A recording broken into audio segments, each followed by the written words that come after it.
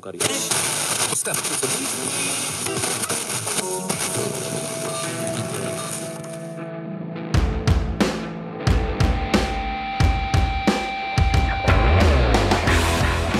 Bienvenue dans l'environnement Baseball Québec, le podcast. Une réalisation de Jean-François Charles et produit par Baseball Québec.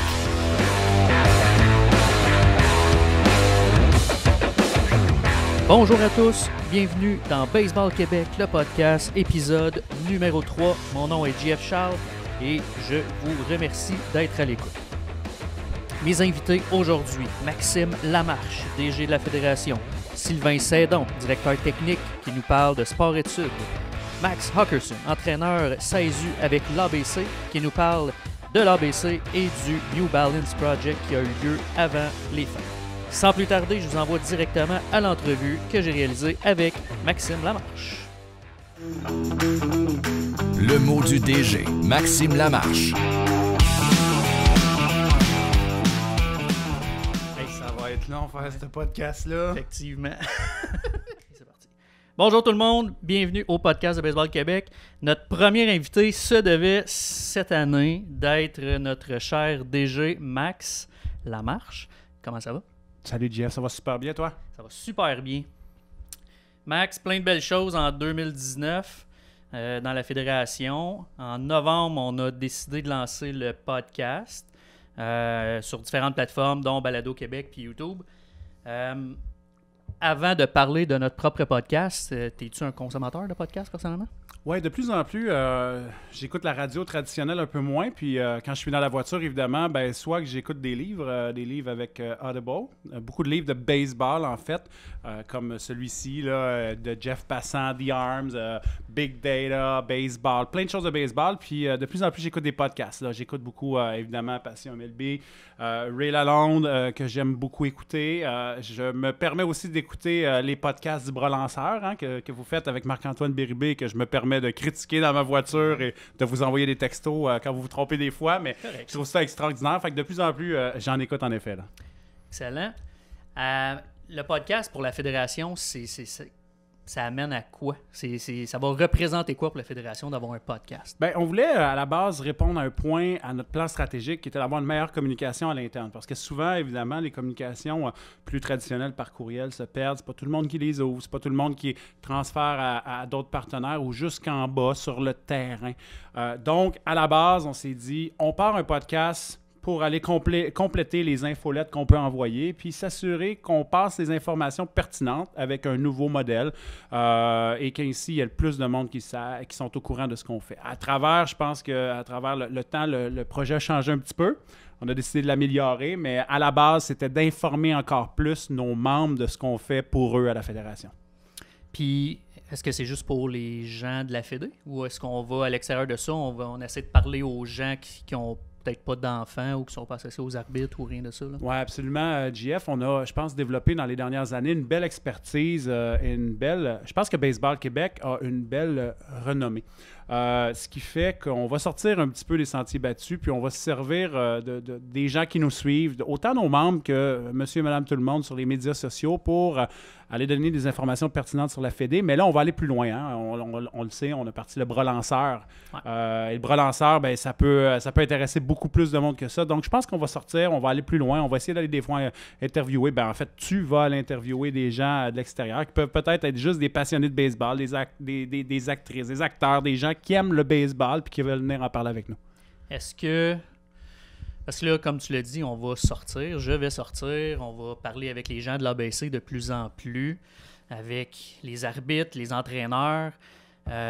On demande aux gens de nous écrire des questions, de nous écrire s'ils veulent venir assister au podcast. As-tu un message pour ces gens-là, pour qu'ils ne soient pas gênés de venir nous voir? Oui, nous autres, on aime beaucoup passer la bonne nouvelle. À un certain moment, on parle de ce qu'on fait, mais on aime ça aussi parler des bons coups que vous faites dans les associations et qu'on parle, et c'est un petit peu de même que le projet avec RDS avait été fait, où est-ce que durant les parties du baseball majeur, quand Marc Griffin et Alain Usereau sont en ondes, ben, on a toujours une belle nouvelle à annoncer et les boys font une super belle job à ce niveau-là.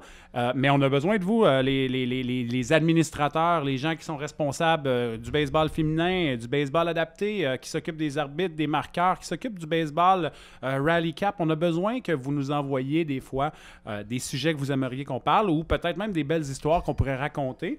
Parce qu'évidemment, le principe, quand tu as 150 associations au Québec puis qu'on a des associations qui font des belles choses, si on est capable de passer le truc aux autres puis que par le fait même, tout le monde s'améliore, ben on fait que le baseball grandit et devient encore meilleur. On va avoir plusieurs sujets dans l'année 2020. Est-ce que je peux compter sur ta présence dans d'autres podcasts? Ben définitivement, il faut juste que tu t'installes dans mon bureau puis on va tourner, il n'y a pas de trouble. Merci, Max. Ça fait plaisir. Excellente entrevue avec Max, toujours plaisant de l'entendre. Sans plus tarder, je vous dirige immédiatement vers l'entrevue que j'ai eue de quelques minutes avec le directeur technique de Baseball Québec, Sylvain Saint-Don. Bonne écoute. Le sport-études baseball avec Sylvain Saint-Don. On est avec Sylvain Saint-Don, directeur technique de Baseball Québec. Comment ça va, Sylvain? Jean-François, ça va très bien. Au moins, tu m'as pas appelé Lionel, tu vois. Ça sent bien. Avant les fêtes, on a eu un événement avec New Balance. J'en ai parlé avec Max Hockerson de l'événement concernant l'ABC, mais on a eu des invités aussi de Sport-Études qui vient de Rivière-du-Loup. Je pense que c'est toi qui as été un peu en charge de ça. Là. Écoute, j'ai un très beau projet. La responsable sportive Marie-Ève Ouellette du Sport-Études à Rivière-du-Loup a communiqué avec nous avec le projet de dire, bon, ben les meilleurs au Québec s'entraînent au Centre Claude Robillard, c'est l'ABC. J'aimerais beaucoup que mes athlètes puissent voir ce que vous faites. Puis qui voit un petit peu en quoi ça consiste à être un athlète presque à temps plein, en guillemets, ou de haut niveau. Donc, on a organisé la journée ensemble et on s'est dit, en même temps qu'on avait la fameuse évaluation de New Balance, peut-être ça pourrait être une bonne journée pour les jeunes vivre une journée là, ABC, puisque l'objectif, c'était un peu de tout faire ce que les joueurs de l'ABC font. Fait qu'autant, on a fait de l'entraînement, on a fait évidemment du baseball, on a frappé, on a attrapé, on était notre spécialiste de sprint avec notre entraîneur des frappeurs, on s'est retrouvés dans la piscine pour faire de l'entraînement. Bref, une journée, on a terminé ça avec un beau cours théorique sur la nutrition et l'entraînement. Donc, je te dirais que ça fait une journée là, qu'on est parti à 5h30 du matin de Rivière-du-Loup en autobus et pour s'en venir ici au Centre Claude Robillard, on est arrivé dans le coin de 10h, 10h30 et on a une journée pleine avec quelques temps pour manger puis c'est tout, pour se relaxer un petit peu et on a quitté dans le coin de 15h30 pour revenir à la maison. Donc je pense que c'est une journée qui était très appréciée de la part de notre sport-études à Rivière-du-Loup. Oui, puis moi, pour avoir parlé avec Marie-Ève aussi, c'est vraiment dans ses principes de son sport-études, elle, de sortir le monde de sa région, des amener à Montréal, des amener ailleurs pour que les jeunes découvrent d'autres projets. Puis je pense que pour avoir été là, ça a été parfait, je pense, comme journée pour eux. Là. En même temps, JF, si on marque tout ce qu'on appelle les centres nationaux d'entraînement au pays, peu importe les sports, on veut regrouper les meilleurs avec les meilleurs justement pour hausser le niveau de jeu, le niveau de la qualité. À ce moment-là, une initiative du genre, je sais qu'Édouard Montpetit sur l'air aussi, dans Montréal, ici, l'ont fait en visiter l'ABC, etc. Ça lance un message très clair de dire, bon, ben voici le prochain niveau, voici en quoi je consiste. Puis souvent, ça peut être le déclic pour beaucoup d'athlètes de dire, OK, moi, je veux être là un jour. Là, je veux vraiment porter l'uniforme. Puis en plus, un des représentants de ce sport-études-là, Tommy Lévesque, est aussi un athlète ABC qui s'entraîne ici à temps plein, qui a déménagé ici à Montréal. Donc, il a pu parler au groupe, puis c'est un bel exemple pour eux. Effectivement.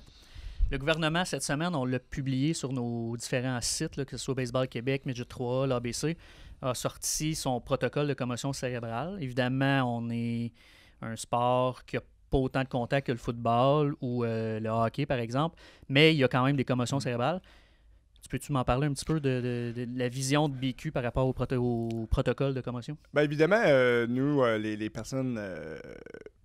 on n'est pas un sport de contact, comme tu Exact. viens de mentionner. Donc, on devrait être moins sujet à risque. C'est une bonne nouvelle pour notre sport, malgré qu'on peut quand même avoir des commotions. On pense à une collision entre deux voltigeurs pour une balle, une chandelle.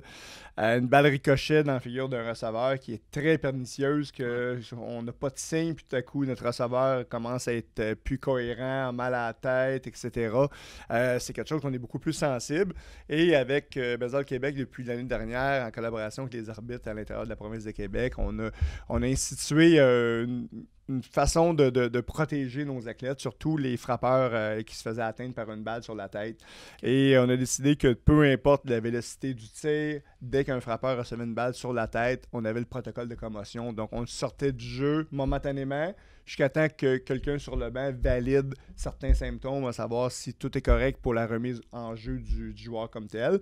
Et par la suite, si les symptômes, il n'y avait aucun symptôme, tout était correct, ou encore par le parent, on pouvait revenir au jeu sans problème. Et s'il y avait des inquiétudes, ben à ce moment-là, on l'enlevait carrément du jeu.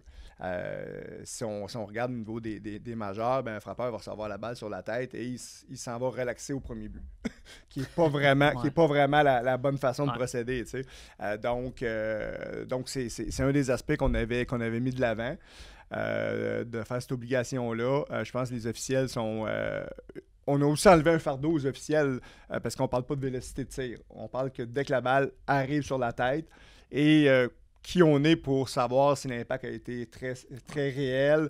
Des fois, le lancer n'est pas tellement rapide, mais le mouvement de la tête, des fois, pour aller dans une mauvaise direction, donc vers la balle, peut engendrer une collision beaucoup plus grave que simplement les 1000 à l'heure. Donc, pour enlever tout le fardeau aux officiels et tout, on a pris comme décision que dès que la balle touchait le casque, on sortait le joueur momentanément du jeu et on établissait le protocole des commotions qu'on a mis sur le site, je crois, cette semaine. Ça a été mis sur le site cette semaine. Oui, puis je veux dire, moi j'invite tout le monde à consulter un peu l'envoi du ministère parce que ça peut être autant un enfant qui glisse sur la glace. D'ailleurs, on en annonce en fin de semaine de la belle glace. On va peut-être se servir malheureusement du protocole de commotion, mais j'invite tout le monde à prendre connaissance de l'écrit. C'est vraiment très bien fait. Est-ce que les entraîneurs ou est-ce qu'il y a des gens qui vont être formés dans les équipes pour, exemple, le jeune qui va sur le banc, quelqu'un doit prendre charge de lui? Ben, idéalement, on aimerait que tous nos entraîneurs aient cette formation-là, ou au moins qu'il y ait un semblant de connaître le processus, ou qu'on nomme quelqu'un à l'intérieur de l'équipe, un parent qui pourrait prendre charge d'un kid qui recevrait un ballon. Là, je parle autant d'un mauvais bond à l'arrêt-court puis que le joueur défensif reçoit la balle dans le visage. Autant dans toutes ces situations-là, ça serait idéal d'avoir un parent par équipe formé qui suit toujours l'équipe. Il y a toujours un groupe de parents, le genre de comité de parents. Je pense que oui, c'est une bonne chose si nos entraîneurs ont de la formation là-dedans, évidemment, mais en même temps, il y a 10 autres joueurs ou 11 autres joueurs qui sont sur le terrain en même temps. Je pense que ça devient beaucoup plus facile de retirer le joueur après un impact à la tête et qu'un parent vienne peut-être voir si tous les symptômes, ça correspondrait peut-être à une commotion ou non, ou les propres parents des joueurs seraient encore plus pertinents. Oui, effectivement. Intéressant. Pour terminer, Sylvain, on a encore une fois mis sur les différents réseaux sociaux, site internet de BQ, il y a des offres d'emploi qui sont disponibles pour on recherche des entraîneurs, en fait, pour l'équipe féminine, pour l'ABC. C'est pas mal en tes mains, je pense, tout ça. Là, oui, d'abord, l'Académie de baseball du Canada pour la saison estivale ont un horaire très chargé et c'est très, très excitant. On s'en va... on joue au niveau du junior élite pendant les mois de mai et juin. L'équipe plus vieille de l'ABC joue contre la Ligue senior.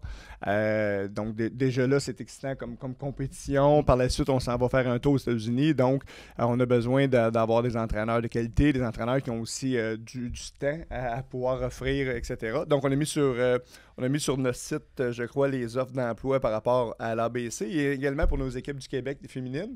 Notre équipe 19U, notre équipe 16U et notre équipe de développement, où on a besoin d'entraîneurs également pour donner un petit coup de main à tout notre staff qui est déjà sur place comme tel.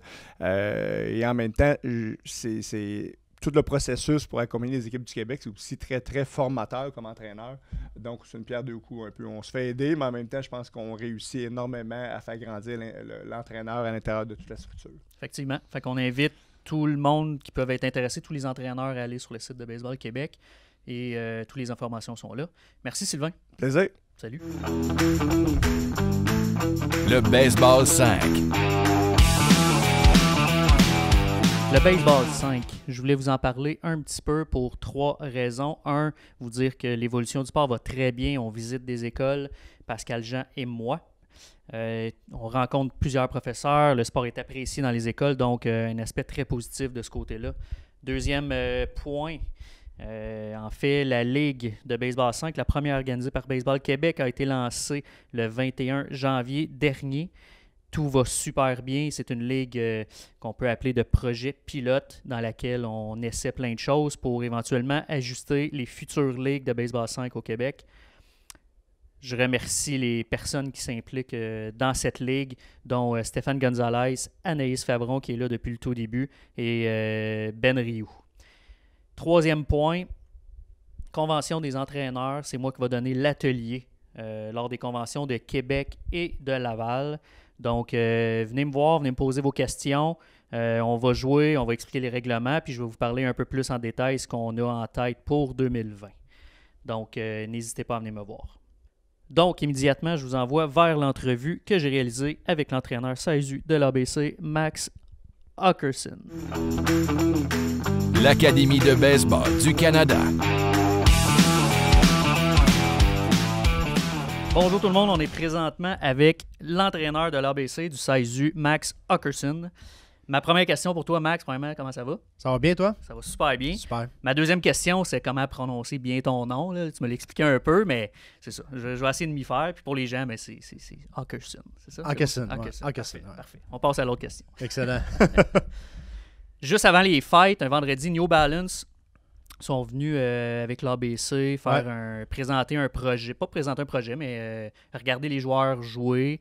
Il y avait aussi un sport-études qui est venu aussi pour de Rivière-du-Loup. Ouais. Bref, une belle journée qu'on a eue. Fais juste m'en parler un peu plus. Ouais, en fait, on clôturait l'année 2019 avec New Balance qui venait en ville. Eux autres, ils ont, en anglais, ils appellent ça Program 15, qui est Programme 15, qui sert à prendre des données sur les joueurs de baseball et avec ces données-là qui vont être accessibles aux équipes du baseball majeur et ainsi les inviter dans un World Combine qu'on appelle. Donc, ils ont fait le tour pas mal du Canada. Ils ont été en Amérique centrale aussi, recruter des joueurs. Tous les joueurs qui sont à l'extérieur des États-Unis vont être invités dans un World Combine en Floride, IMG Academy, à la fin mars. Donc, les meilleurs de ce qu'ils ont vu vont être invités là pour finir par être invités à un autre combine qui, là, ils vont affronter l'équipe américaine. Fait que dans le fond, New Balance fait une équipe aux États-Unis puis une équipe du monde, puis ils vont faire affronter les deux. Donc, ça, c'est ça qui ça permet à nos joueurs qui ont été recrutés. Puis ça, c'est le dernier événement qui se passe au stade olympique, là, mais au Fenway. Fenway, ouais, exact. Exactement, oui. Donc, le dernier événement se passe au Fenway Park. C'est une série de tests et de parties qui vont avoir lieu là. Donc, plusieurs recruteurs, d'une belle opportunité. Mais c'est une longue route avant de se rendre là. Puis on espère avoir un ou quelques joueurs présents à cet événement-là. C'est une chance inouïe pour eux. On est déjà en bonne position. On attend la confirmation, mais on va avoir tout près de 10 joueurs qui vont être invités au World Combine en Floride. Les invitations vont partir prochainement, donc c'est très intéressant. OK, excellent. Ça, j'allais te poser, c'est quoi le processus, mais toi, tu es déjà au courant un peu de... Oui, exactement. Ils nous ont envoyé une liste provisoire de joueurs. Puis on a encore un échange sur certains joueurs parce que tous les résultats qui ont été recueillis là, ils servent à comparer à tous les autres joueurs qu'ils ont vus. Puis là, c'est de savoir, OK, il nous manque un lanceur de graduation 2021. Puis là, il appelle ici. Il vaut un lanceur de 2021 que tu penses, Max, qui pourrait être intéressant. On a peut-être ciblé un tel. Puis on a une discussion. C'est des gens très ouverts. Donc, puis à date, on a une super belle relation avec New Balance. C'est un bel événement qui va ouvrir des portes à nos joueurs. Donc, on est bien contents. Excellent, excellent. 2020, ça s'en vient assez vite. Le 2 février prochain, vous avez une rencontre pour rencontrer des joueurs qui étaient dans le Midget 3 l'an dernier. C'est pour la classique Claude Raymond. Ouais. Puis il y a d'autres invitations qui vont se faire prochainement. Oui, en fait, le 2 février, c'est une rencontre avec tous les parents et les joueurs. C'est ouvert à tous. Et on explique c'est quoi l'ABC, de A à Z. Donc, c'est un programme annuel.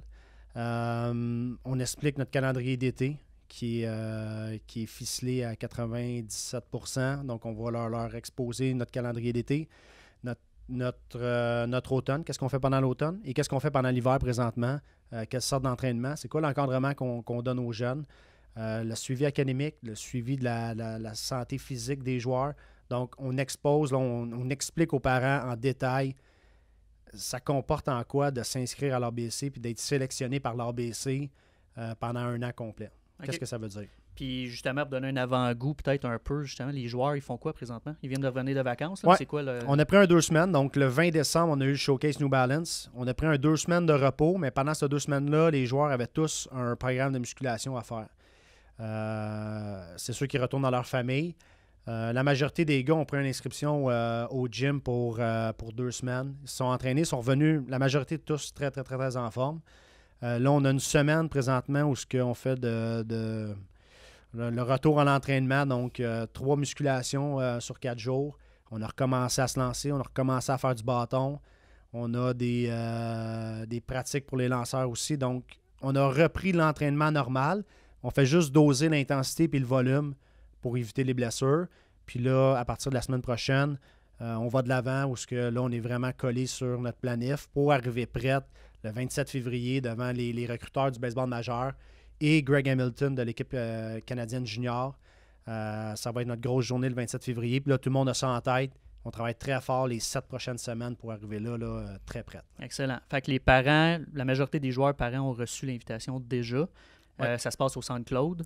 Centre Claude Robillard, ça va être de 10h30 à midi. OK. Puis, ouais, c'est ouvert à tous. En fait, si quelqu'un a des questions sur l'ABC et des interrogations, souvent on entend des choses à droite et à gauche, puis là, on veut la vérité, savoir c'est quoi le programme. On est le bienvenu, puis vous pouvez assister à cette rencontre-là. Excellent. Donc, tout le monde est bienvenu. Cette année, il y a des changements au niveau du 16U. Là, on était dans le 17U. Là, ça va changer pour le 18U qu'on peut appeler américain. Pourquoi qu'on fait ce changement-là à l'ABC? Oui, mais en fait, le 16U, ça fait 2-3 ans qu'on roule vraiment en 16U américain, donc 16 ans et moins américain. Le joueur a le droit d'avoir 17 ans après le 1er mai de cette année. Là, le changement qu'on fait, c'est qu'au lieu d'avoir une deuxième équipe qui était de 17 ans et moins américain, on passe à 18 ans américain. Donc, le jeune peut avoir 19 ans après le 1er mai.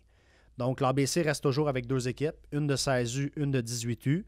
Le fait de changer en 18U américain pour l'autre équipe, ça nous permet de garder nos joueurs jusqu'à temps qu'ils quittent le Québec pour les collèges américains. Okay. Donc, on va encadrer nos joueurs, on les prend à l'âge de 15 ou 16 ans et on veut les entraîner jusqu'à leur graduation vers le collège américain. Ça nous permet de les encadrer, ça nous permet de leur offrir un encadrement qui est très professionnel, un calendrier qui répond à leurs attentes et ça leur permet d'arriver prêts pour avoir la chance d'être déjà partants quand ils vont aller au collège américain. Ça, c'est pas donné à tout le monde. C'est pas donné à tout le monde parce que c'est quand même des gros alignements du côté américain. Puis il faut que tu fasses ta place. Il n'y a rien de garanti. Nous, avec l'encadrement qu'on lui donne, le jeune arrive prêt à son camp. Ouais, une grosse question de maturité aussi, c'est d'amener le joueur à maturité le plus possible. Exact. Max, on va se rencontrer encore plus souvent. Pour 2020, en fait, l'idée du podcast avec l'ABC, c'est de faire ressortir l'ABC beaucoup. Ouais. On n'a pas fini de se parler. On va se parler régulièrement. On va parler à Yannick Bergeron, Yannick Desjardins, tous les autres coachs, certains joueurs. Fait que c'est ça. On va se reparler. Fantastique. J'ai comme eu un petit blanc, mais c'est pas grave. Fait que, ouais, c'est ça. Un gros merci, Max. Ça fait plaisir. Fait que tous les gens qui veulent nous écouter, l'ABC vont être en façade du podcast beaucoup. À chaque semaine, vous allez entendre parler de l'ABC, des coachs, des joueurs, comme je viens de dire. Donc, encore une fois, merci Max. Puis, ça fait plaisir. On se revoit bientôt. À bientôt. Fait plaisir, hein? Je vous ai dit plus tôt que j'avais une petite surprise. Donc, la voici. Une partie de l'entrevue que j'ai réalisée avec Jean-Philippe Roy des Canonniers de Québec. Un regard vers l'avenir. On On est en direct du stade Canac à Québec avec Jean-Philippe Roy, directeur du programme Sport-études des Canonniers de Québec. J'ai commencé à étudier là-dedans en éducation physique, là-dedans dans le but de peut-être OK. être prof après mon junior. Fait qu'à l'époque, c'était les premières années des capitales, il n'y avait pas beaucoup de Québécois, puis j'étais allé là quand même. J'avais fait quelques matchs, mais dans cette même période-là, BQ a décidé d'ouvrir un sport-études ici, puis ils ont ouvert le poste. C'est moi qui ai obtenu le poste. Qu'est-ce que toi, pour que tu sois là pendant 20 ans, il faut qu'il y ait un challenge qui te motive? Que tes aides au nouveau baseball, mais dans la vie aussi. Puis ce qui me fait qu'à chaque jour, en 20 ans, il n'y a pas une fois que je me suis dit ça me tente pas ce matin de rentrer là. Même si c'est des petites journées avec des gars plus tannants que d'autres, c'est magnifique comme travail. Merci d'avoir été là. J'espère que vous avez apprécié l'épisode numéro 3. Mon nom est JF Charles et je vous souhaite une bonne fin de journée. Salut! Merci d'avoir écouté. Vous pouvez nous suivre sur Google Play, iTunes, Balado Québec et maintenant Spotify et sur la chaîne YouTube de Baseball Québec.